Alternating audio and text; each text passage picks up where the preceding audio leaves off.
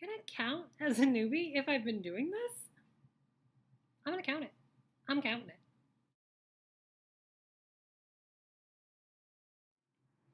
Hello, everybody. I am Tabitha. Welcome back. Today, I am actually going to participate in something kind of cool. So I'm participating in the AuthorTube Newbie Tag. Even though I've been posting about writing and books for a while now, I've never officially done the Newbie Tag. So I'm doing the Newbie Tag. Yay! If you have never heard of the AuthorTube Newbie Tag, basically Jenna Streety, and I'll link her down there.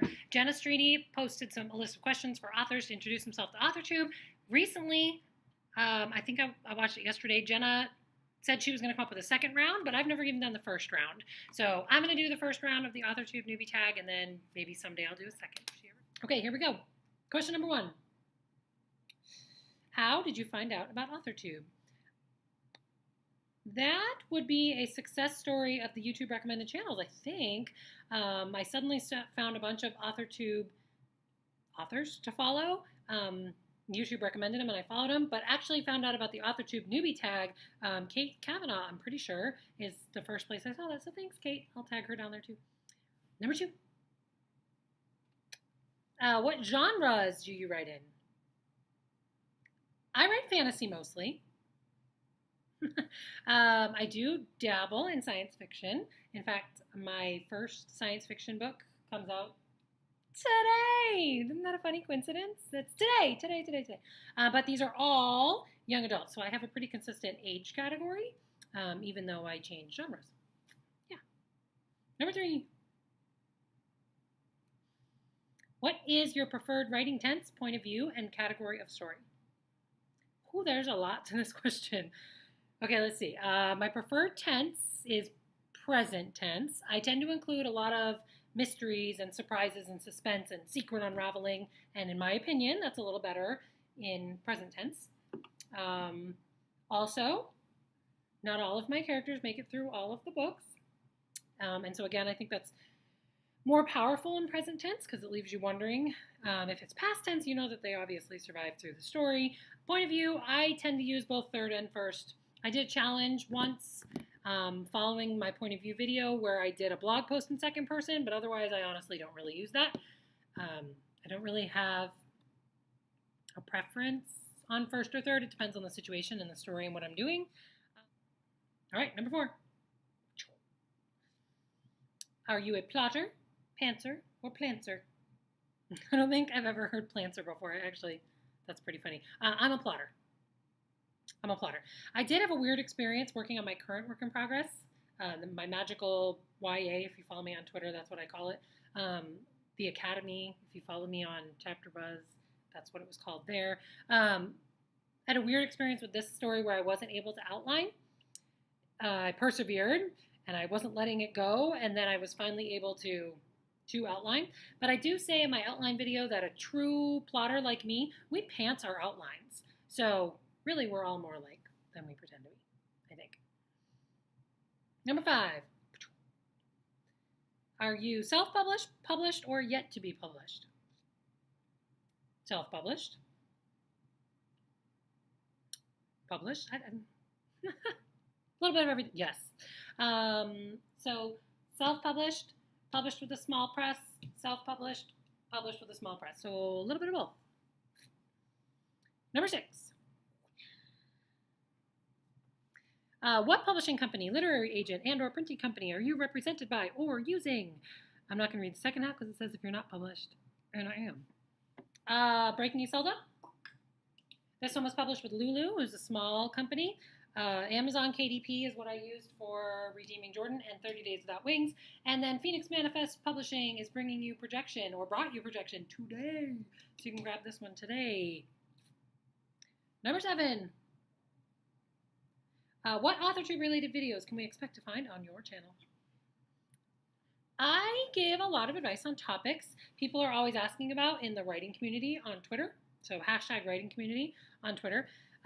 Like, for example, what to do when you have writer's block. I have a video on that. So I also do book wrap-up videos once a month with my reviews of what I read that month, including some awesome indie books. I make it my own personal goal to read at least 2 indie books every month, and those reviews pop up on the monthly wrap-ups, the last Tuesday of every month. Let's see. I'm always willing to tackle another topic or question if somebody brings it up or asks it.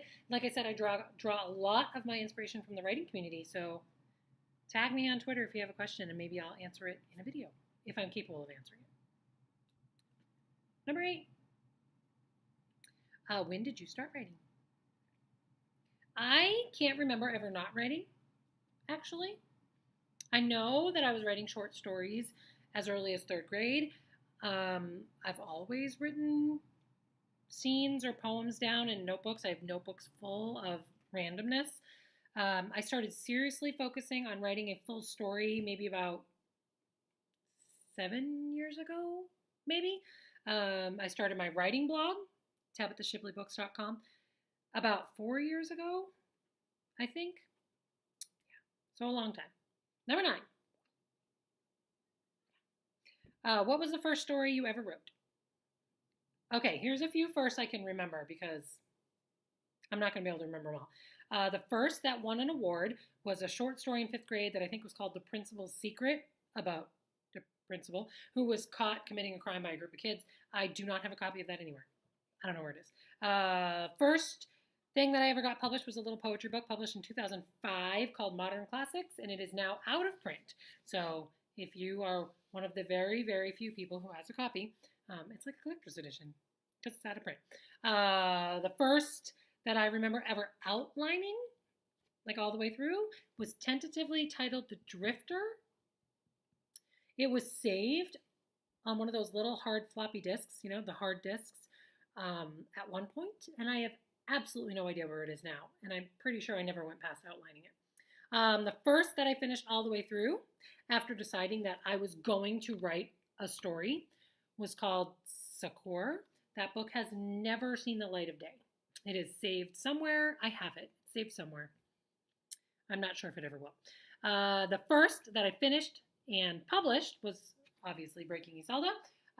It had 3 titles before ending on the title that it got published at. It also used to originally encompass most of this storyline before they were split into 2 books. Number 10. What authors have inspired your writing the most? So many that I think this question would almost be impossible for me to answer. I'm going to miss people. I'm going to. So let's hope that they don't take offense. Of course, they're the big ones that I read as if reading their books can cause their success to rub off on me, right? So Jodi Picoult, Stephen King, James Patterson, J.K. Rowling, authors like that. But then there's also the writers who I read because they deserve to be that big. Like they deserve to be the household names that everyone talks about all the time. Tom Levine, Gina D'Amico, just to name a few. But I'm also constantly inspired by indie writers. Mandy Lynn, Jason Pellegrini, Esther Rabbit. These are writers that I am so proud of for the things that they've done and done themselves. Like they've taken control of this. And so, yeah, so I'm inspired constantly by lots of writers in lots of different genres, categories, age ranges. Number 11. Do you schedule your writing sessions or simply get to writing whenever you can find the time? Going along with my plotter mentality, I'm a scheduler. Completely.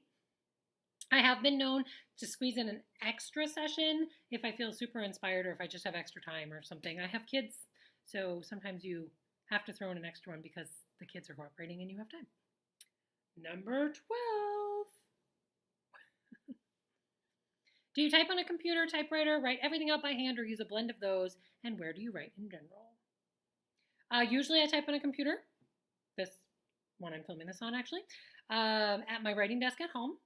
If I need to change things up or get some inspiration flowing, I'll take my laptop and I'll go to a coffee shop or a library, or I might even just take a notebook and handwrite.